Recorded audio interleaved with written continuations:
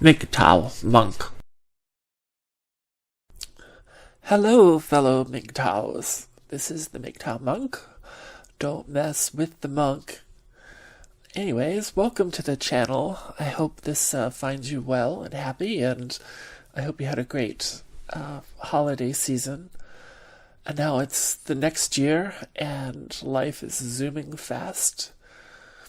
The topic of this discussion is what women really are. And this is, I think, one of the most important revelations that you can have as a monk or a regular MGTOW is you have to get your mind around what women really are. Now, I want to begin with, as I often do, with stories of past dating and loves and things like that. We've all had some. Luckily, I've never been divorce raped, so that's good.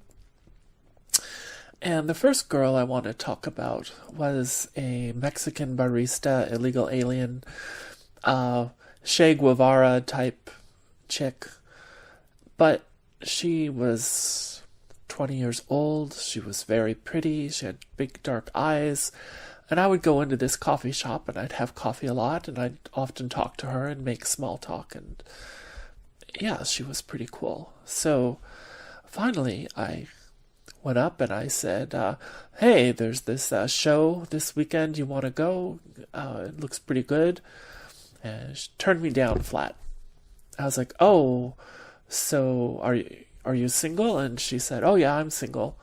And I just looked at her like, oh, are you crazy? What's wrong with you?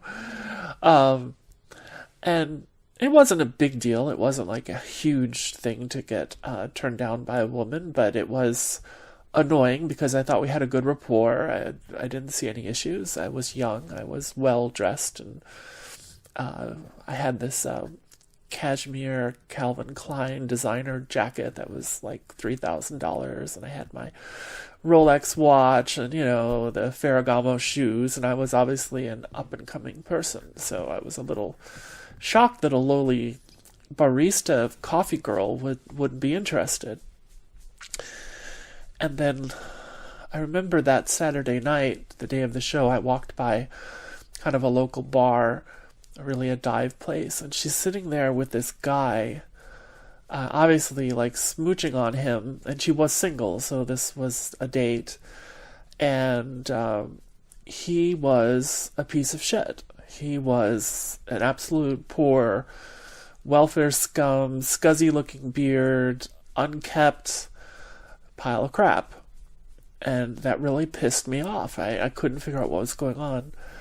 And one of the things that I realized is that if you're living in a nation with the welfare state, that women until mid-30s have zero concept of finding a good mate, settling down, finding the one. They have zero concept.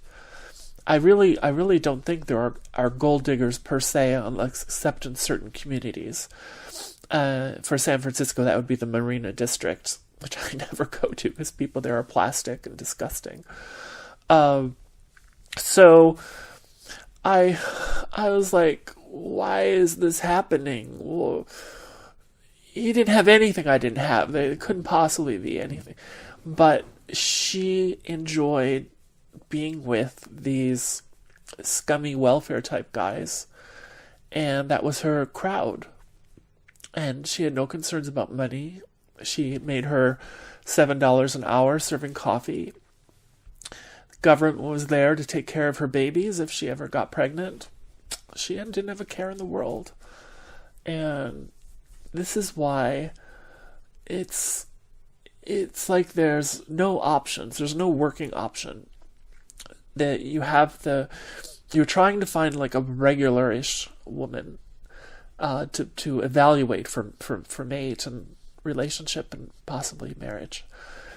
And the gold diggers, you know what they look like, and you know the neighborhoods where they hang out in. So you say, okay, not those. Let's try to find a regular girl. And then they're not interested because they have no concept of anything. Maybe you can be lucky and snag one and somehow convert one, but odds are her mentality is totally fucked and you're not going to be able to get anywhere with her long term. She's just going to be annoying anyways. And then you think, well, maybe I can find a career woman, a smart, intelligent one. And then you realize that those women tend to be incredibly annoying. They just have a lot of bitterness about them. And that doesn't really work either. And then another thing I will say is I used to go to North Beach in San Francisco, which is but I wouldn't say it's upper crust, but it's the Italian part of the city, and it's quite nice. And they have jazz clubs, and I used to go to some of these undergroundish bars for the wealthier people, mainly because they had great cocktails. And I'd go in with a buddy, and we'd get our cocktails and we'd drink, and there'd be all these career women with their Chanel clutches, and they'd look around and be like, not interested, and zero interest, zero fucks given. I'd be like, okay. I'm smart, charismatic, intelligent, at a vice president level position. And they had zero interest. I wasn't ugly or unattractive. I wasn't overweight. Well, a little, because I was working 80 hours a week. They were looking for a Chad. They were looking for this peacock.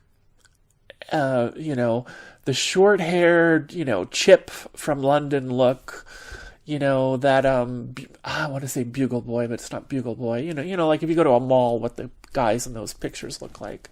Which, to me, are just, like, the most faggy, I'm sorry, I'm not anti-gay, but non-masculine, just plastic-type guys. And for whatever reason, these women were not interested in real people. So that didn't work either. And then the last story I wanted to tell was the last time I fell in love. And she was a real heartbreaker. She was a girl who wasn't in Thailand. She wasn't from a go-go or a real slut bar, but she was at one of these companionship conversation places, and she was obviously, forbid. But she was new there, and she had just gotten there, and she really was more of a young 20-something than she was a working girl. And I just fell for her. She just was wonderful. She had energy. She was vibrant. She was alive. She smiled. We laughed. We just did silly stuff. Whatever we did, we had tons of fun. And it wasn't, people say, oh, that's the game. They're just hooking. That's the older ones, or that's the hardcore. And I didn't even go back and pay her fees or anything like that. It was just, I paid them once, and then just took her, and we ran off for several weeks. And it was probably the best, happiest time in my life. And my Thai was pretty good, and I had read all the warnings about, don't fall for a bar girl and all of that. But I also knew sometimes it happened. And I still had a life to lead back in the U.S., and I made a critical mistake.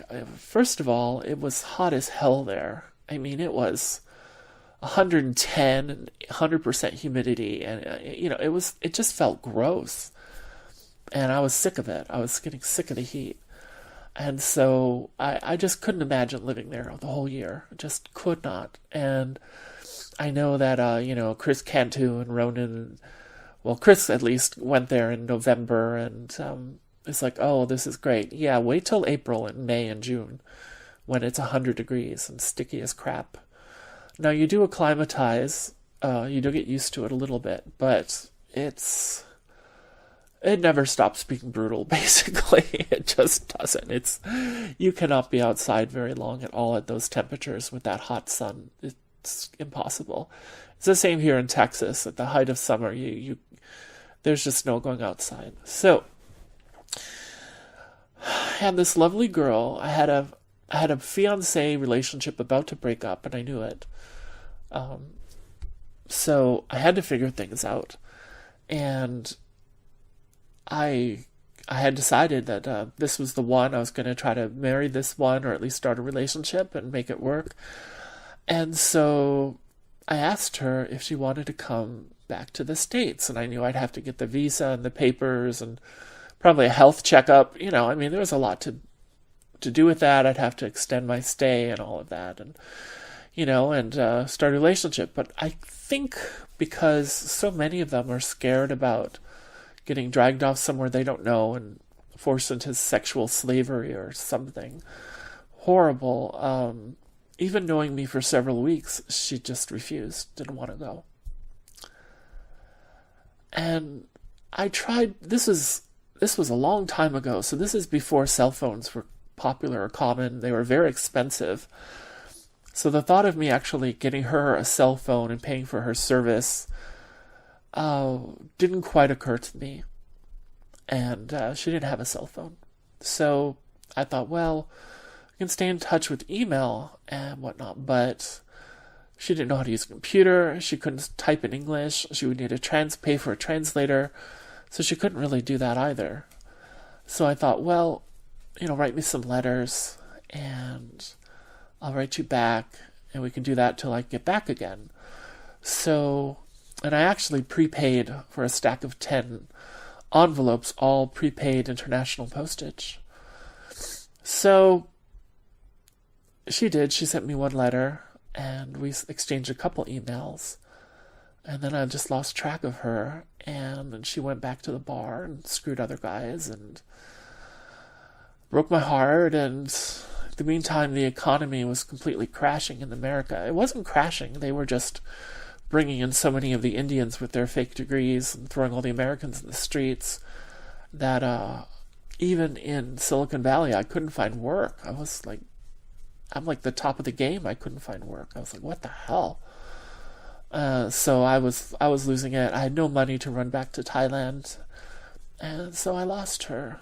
And that really was like the last chance. I was like, it's quite hard to meet up with a regular Thai girl if you haven't been there for quite a bit, you don't speak some Thai.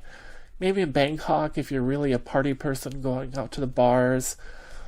It can be quite difficult, though. I mean, I always am amazed that Johnny was able to do it, but of course the one he found had a kid, so she was obviously looking for some support, I would say. So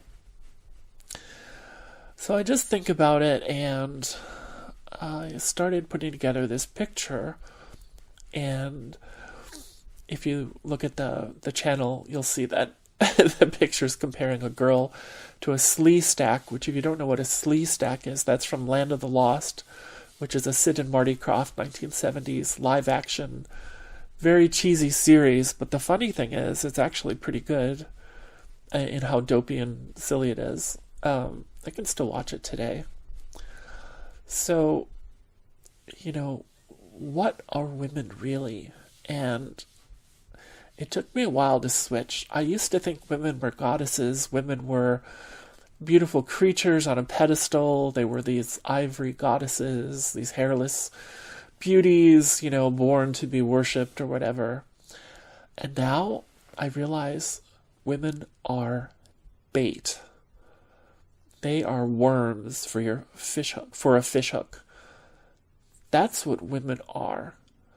And you are evolutionarily programmed to respond to their colors, their eyes, their shape, in this deep, deep reptilian instinct that you cannot deny. And so as you walk around, even if you're full MGTOW, and you see that the form, the shape, the look that matches your code, you respond to the bait. And the second part of the bait is how they talk, how they interact, how you feel with them, which is just another part of the programming, which is working its way deep into your code. And it is reptilian. It's deep inside you. This is why men in their 20s don't stand a fucking chance, because they're just going to be completely overwhelmed. So part of MGTOW is to have an awakening of how you see women, and you can actually start to evaluate their bait game and how well they are at being bait, and like, is it their makeup, their hair? And one of the interesting things is American women generally are terrible. They're just, all the signals they give off are just horrific. It's why I have almost never dated American women. And you'll start to pick up on, some of the top qualities as you travel the world. Some of the girls in the Scandinavian and German countries and the northern Nordic countries are wonderful. But in the end, it's bait for your reptilian response. And obviously for pairing and all of that. So you have to be careful, because no matter what your philosophy is, no matter what your head is, bait is the first step. If you get closer, even if you just nuzzle, now you're getting pheromone injections into your brain that you don't even perceive, which are clouding your mind, clouding your judgment. And then if you have sex, oh my God, your oxytocin's going to fly. You're going to start to feel positive. There are definitely two kinds of men. There are men who don't have the oxytocin receptors, and maybe they're considered alphas, and then there are the ones that do, and they're the ones that tend to fall in love. I know for a fact I'm the one that tends to fall in love very quickly. And that's why I had to take drastic measures and just get out of the game completely, because as much as I wanted the relationship, as much as I craved children and marriage and a wonderful thing, having invested almost 20 years to finding the right one, and having seen them all fall to shit because women got uppity and because they just weren't good people, because they aren't good people because they don't develop deep inside, because they're not creators, they're not thinkers. They very rare, you're going to be if you find a woman who actually is mentally above the observational level, it's very rare. They're going to spend all their day talking about what they see in front of them, not in the world of ideas. So you can ask yourself, how can I be happy with those conversations? You cannot. I think this is why you'll occasionally hear stories of men finding women who are writers or musicians, artists. There's a few of them out there that do have a different level of thinking. A few. But it's almost like beauty does not go hand in hand with that very well. And I don't know why that is. Sometimes, but generally no. So you're going to find that the ones that are your bait signalers are not going to be the one that satisfy you mentally. And then what do you do? Or even if they're so okay, they're not going to be the ones that work out long term.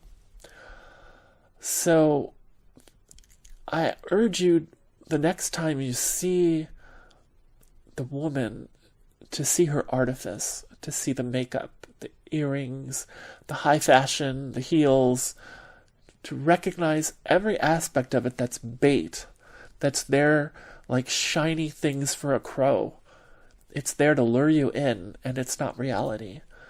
The best women you will find will be the ones who dress plain, who don't wear makeup, who are simple and have a passion for life. Should you pursue those? Well, that's your own personal decision. If you're someone who falls in love, you've got to be careful. You've got to really think. The way that things are now in America, where you can be on the hook for endless perpetual slavery if you have sex with a woman, it's not worth it. Is it worth your whole life to be a slave? You could have alimony payments for the rest of your life, even if you don't have children.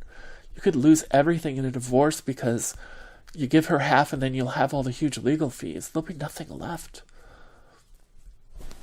So that's my talk about what women really are. You have to see the slee stack. That's what I'm saying. See the slee stack. See the bait. And you will be saved. Until next time, best wishes from MGTOW Monk.